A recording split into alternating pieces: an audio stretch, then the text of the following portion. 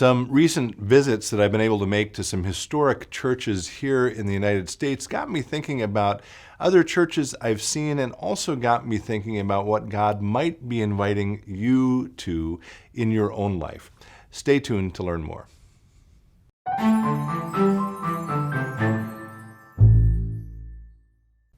Hello, friends. Pastor Tim Westermeyer here. Thanks for spending some time with me today.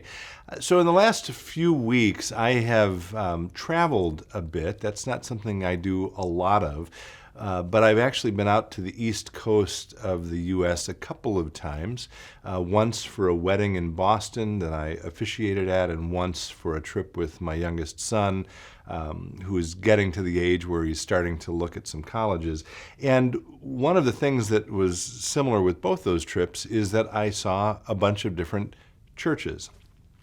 For example, in Boston, my wife and I were able to go visit the Old North Church in Boston, where it was one if by land, two if by sea, those lanterns, the signal to Paul Revere. And we walked past some other churches as well on the Freedom Trail. In New York City, where I was just recently, my son and I saw some churches like St. John the Divine in Manhattan and St. Patrick's Cathedral, also in Manhattan. We saw the famous Cadet Chapel at West Point, as well as the smaller Most Holy Trinity Catholic Chapel at West Point. I'll maybe tell a story about that in another episode.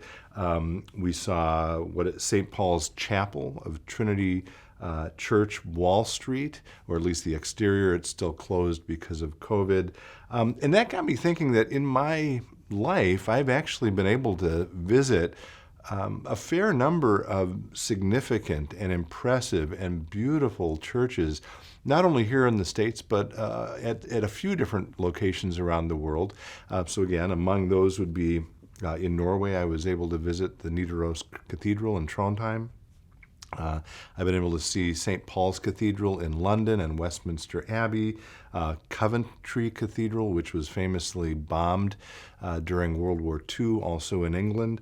I've been to a bunch of churches in Tanzania for a mission trip there, and also went to the cathedral in Cartagena in Colombia, where St. Peter Claver is buried.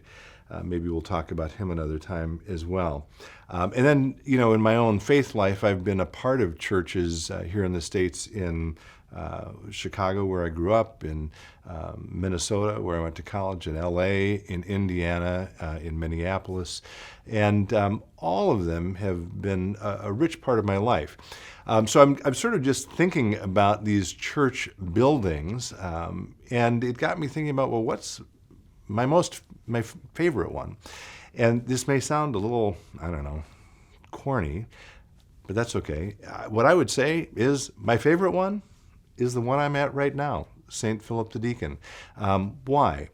Because at this place, this is where I'm privileged to live out my own faith with a community of believers who come together every week to worship and to learn and to grow and to serve. It's where we come to live out that life of faith and grow together as Christians in community, and try in some small way to extend God's grace and God's love and God's light to a hurting world.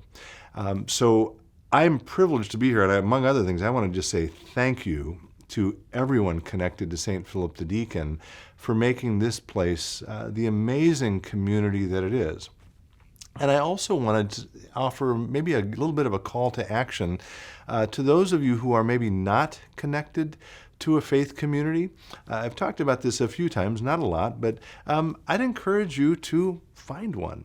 If you're here in the area of St. Philip the Deacon in Plymouth, Minnesota, please come visit. We would love to extend a warm welcome to you. If you're somewhere else, or if you're looking for something else, find a way to get connected to some other congregation where you also can participate in that life of faith with that community, and importantly, be connected to all of the people who have worshiped at those other amazing congregations, those amazing churches, and continue to over space and time. I encourage you to be part of this great tradition where you can learn more about who you are and what God is calling you to do in your life. As always, thanks for being with me. Be well, stay in touch, and God bless.